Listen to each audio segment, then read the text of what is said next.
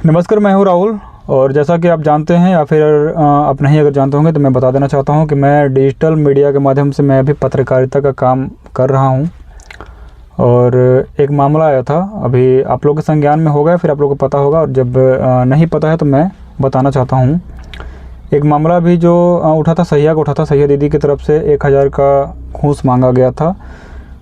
एक गुलाम जी हैं, हमारे मोहल्ला का ही खैर बात था। ये गुलाम जी हैं और उनसे घूस मांगा गया था जन्म प्रमाण पत्र बनवाने के लिए। और अभी का ये मामला नहीं है, जब घूस मांगा गया था तो नवंबर 2025 में मांगा गया था, और उसी समय जो है उनका जन्म प्रमाण पत्र बना करके रख दिया गया था। लेकिन उनको 500 रुपये और चाहिए था, जिसके चलते वो जन्म प्रमाण पत्र गुलाम जी को नहीं दे रहे थे, जिसमें कि वो काफ़ी बार उनको कॉल भी करते हैं, मैं भी कॉल करता हूँ, तो मेरा भी कॉल को डिक्लाइन करते हैं सहिया दीदी। और फिर नेक्स्ट डे जो है मुझसे बात होती है, मैं कॉल करता हूँ तो मेरा फिर कॉल वो रिसीव भी करते हैं, बात करते हैं, अच्छे से बात करते हैं। लेकिन उसमें स्टार्टिंग में अच्छे से बात किए, लेकिन बाद में जो है वो अपना अकड़ दिखाने लगे। वो बोलने लगे कि तुम आपको जो करना है कर लीजिएगा, 3 नहीं 4 महीने लग जाता है, सरकारी काम है, मतलब काफ़ी कुछ जो है बहानाबाजी करते हैं। और इन 2.5 से 3 महीनों में गुलाम जी भी जो हैं, जिनकी बेटी का प्रमाण पत्र बनना था, जो दिए हुए थे, वो भी बहुत बार कॉल करते हैं उनको, लेकिन हर बार एक टाल मटोल किया जाता है। और 2.5 से 3 महीने के बाद भी उनको बना करके नहीं मिलता है, जिससे वो परेशान होकर के हमारे पास आते हैं, हम बात करते हैं। बाद में पता चलता है कि नहीं, सरकारी काम है, 3 महीना क्या 4 महीना भी लग जाएगा, तो उसमें हम क्या कर सकते हैं, पैसा आपका रिटर्न कर देंगे। इसका कॉल रिकॉर्डिंग बाकायदे मैंने अपने चैनल में पोस्ट किया हुआ है, मैंने अपने फेसबुक पेज पर डाला हुआ है, आप सुन सकते हैं। तो यही मामला था। अब इसमें क्या मामला हुआ कि जब उन्होंने कहा कि आपको जहाँ जाना है, जो करना है कर लीजिए, तो मैंने उनका कॉल रिकॉर्डिंग को अपलोड किया हुआ था। और अपलोड करने के बाद फिर क्या होता है कि सुबह मैं अपलोड करता हूँ और शाम तक जो है उनका जन्म प्रमाण पत्र बन के बाकायदे मिल जाता है। और ANM दीदी, नीलम दीदी कोई हैं जो कि गुलाम जी को बुलाती हैं, पचपड़वा से आगे जो चिकित्सालय है, जो प्राथमिक उपचार केंद्र जो होता है, वहाँ पे बैठती हैं शायद, उनको वहाँ बुला करके हैंड ओवर कर दिया जाता है जन्म प्रमाण पत्र। लेकिन जो 1000 रुपया है वो नहीं मिलता है उनको, वो बोला जाता है कि कभी आते जाते ले लीजिएगा। खैर 1000 का मसला नहीं था, मसला था कि भाई पेपर ओके होके बनकर मिल जाए। तो ये सारा मामला था। और ये इस मामले के बीच में मेरे को कॉल आता है रात के समय में। एक हेडमास्टर हैं टेढ़ी हरैया के, उत्क्रमित उर्दू मध्य विद्यालय के वो हेडमास्टर हैं, उनका मेरे पास कॉल आता है श्रवण राम जी के द्वारा। तो इनडायरेक्टली वो बोलते हैं, अच्छे से बोलते हैं, प्यार से बात करते हैं, और मेरे से बोलते हैं कि राहुल जी उस कॉल रिकॉर्डिंग को डिलीट कर दीजिएगा, ऐसा उनके द्वारा बोला जाता था। तो खैर वहाँ पे कोई बात विवाद की बात नहीं थी, अच्छे से बात करते हैं। मैं भी बोला देखता हूँ मैं क्या कर पाता हूँ, ऐसे करके मैं बोला था। तो सारा मामला क्लियर हो गया था। लेकिन बीते रात जो है 27 तारीख की रात को गुलाम जी के पास से लगभग 9:45 बजे कॉल आता है, 9 बज के कुछ मिनट पर। तो उसमें ये बोला जाता है कि तुम जो हो वो गरीब औरत के साथ तुम सही कर रहे हो, तुम ये गलत किए हो, तुम्हारे ऊपर हम केस करेंगे। और कहीं ना कहीं इनडायरेक्टली SC ST एक्ट लगाने का वो धमकी देते हैं। और उनसे ये भी बोला जाता है कि तुम मुस्लिम जो हो, तुम पाकिस्तानी हो, तुम हिंदुस्तानी नहीं, तुम पाकिस्तानी हो। बहुत अभद्र भाषा का प्रयोग करते हुए बात करते हैं। खैर इस वीडियो के बाद मैं जो है उस कॉल रिकॉर्डिंग को मैं अपलोड करूँगा, और आप लोग सुन करके बताइएगा कि क्या एक हेड मास्टर जी के द्वारा ये बोला गया बात क्या ये सही है। जो हमारा धार्मिक सौहार्द, जो प्रेम व्यवहार मुसलमान भाइयों के साथ में जो जुड़ा हुआ है, जो बना हुआ है, क्या वो ख़राब करने का प्रयास कर रहे हैं। अगर एक शिक्षक होकर के अगर ऐसे बात करेंगे, एक हेड मास्टर होकर अगर ऐसे बात करेंगे, वो भी मध्य विद्यालय के, तो समाज पर क्या असर पड़ेगा, लोगों पर क्या असर पड़ेगा, बच्चों पर क्या असर पड़ेगा। जबकि खुद वो एक हेड मास्टर हैं, कहाँ के हैं, उत्क्रमित उर्दू मध्य विद्यालय टेढ़ी हरैया के वो हेड मास्टर हैं, अभी भी कार्यरत हैं वो, और उनका ये रवैया है।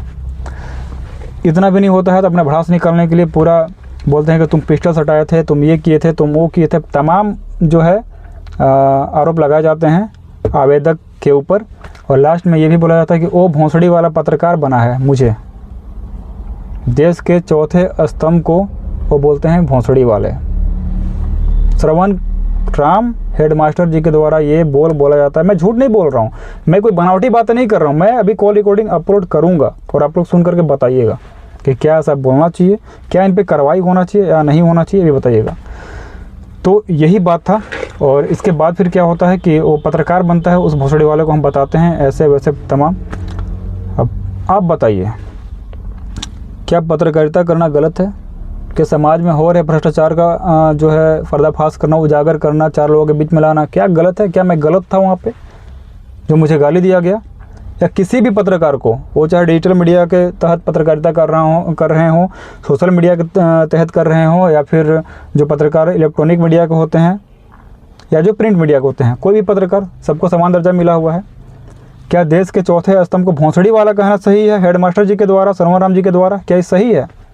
आप कमेंट जरूर करके बताइएगा और इस बात को और इस वीडियो को ज़रूर शेयर करिएगा ताकि ये संबंधित विभाग तक पहुंच पाए और कार्रवाई इन पे हो सके, क्योंकि ये एक मुसलमान को बोल रहे हैं कि तुम पाकिस्तानी है, साले तुम पाकिस्तानी हो, ऐसे बोलते हैं। और ये साला पत्रकार बनता है, पत्रकार को भोंसड़ी वाले बोल रहे हैं। ये इनका हिम्मत देखिए पहले और इनका मानसिकता देखिए।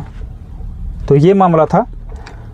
अब इसके बाद फिर मुझे शाम को रात में मालूम पड़ता है, तो मैं मतलब मुझे लगा उनका रिकॉर्डिंग को सुन करके, मुझे कॉल रिकॉर्डिंग तो शाम रात को ही आ गया था 10 बजे, गुलाम जी मेरे को सेंड कर दिए थे। लेकिन जब मैं सुना तो मुझे लगा कि सर लगता है कि ले लिए हैं, ले लिए मतलब कि ड्रिंक वगैरह कर लिए होंगे, हो सकता है, या फिर गुस्से में होंगे, 2 ही रीज़न हो सकता है। और सबसे बड़ी बात कि इस मामले में इनका आधिकारिक रूप से या किसी भी रूप से कहीं से कोई टच नहीं है, कहीं से कोई भी जो है ये हस्तक्षेप नहीं कर सकते हैं, क्योंकि हमारे गांव की सहिया का मामला था और ये अशोक विहार गढ़वा में रहते हैं और ये हेडमास्टर हैं। आखिर ये होते कौन है ये बोलने वाले? ये कौन होते हैं? सहिया के कोई रिलेशन लगते होंगे, जो भी लगते होंगे, कितना तो होंगे, कुछ भी होंगे, लेकिन ये पत्रकार को बोलने वाले पूरे पत्रकार को ही गाली दे रहे हैं कि भोंसड़ी वाला पत्रकार बना है, ऐसा बोल रहे हैं।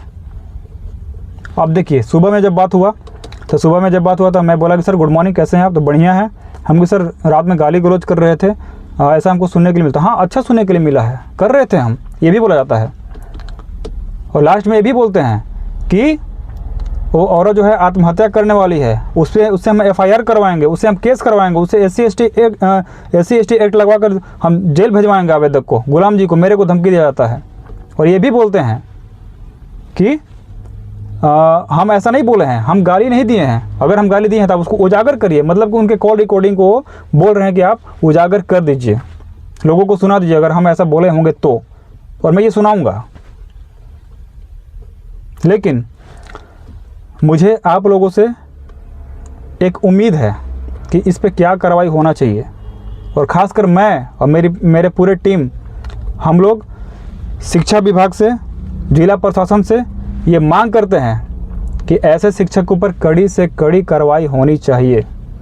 क्योंकि जब शिक्षक ही ऐसे करेंगे, जब शिक्षक हिंदू मुस्लिम करने लगेंगे, जब शिक्षक पत्रकार को गाली देंगे, तो फिर काम कैसे चलेगा? अरे शिक्षक तो वो होता है ना, आज हम माइक पकड़ के अगर घूम रहे हैं, आज हम सामने बोल रहे हैं, तो ये भी शिक्षक का ही देन है। शिक्षक को मैं सर्वोपरि मानता हूँ, और वही शिक्षक आज मुझे गाली दे रहे हैं, वो भी हेडमास्टर। क्या सही था? अगर सही था तो आप कमेंट करके बताइएगा, और गलत था तो इसमें क्या कार्रवाई होना चाहिए आप कमेंट करके ज़रूर बताइएगा। यहाँ तक कि दोबारा भी बात हुआ, जो स्कूल के शायद अध्यक्ष होंगे, शायद कोई ना कोई होंगे, एहसान जी थे, उनके थ्रू बात हुई, तो भी वो अकड़ में बात कर रहे हैं। वो ये इतना तक सोचिए कि वो इंसान इतना गिर सकते हैं कि वो बोल रहे हैं कि तुम उस औरत को बोले हो ना कि तुम एक रात मेरे से मिलने के लिए आओ।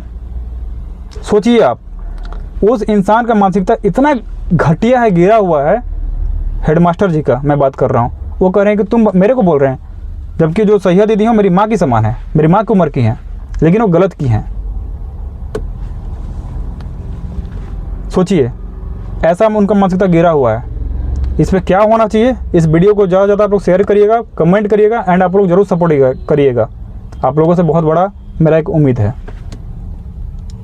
फिर मिलेंगे नेक्स्ट वीडियो में, नेक्स्ट ब्लॉग में, एक नया अध्याय, एक नया टॉपिक को लेकर के। तब तक के लिए जय हिंद।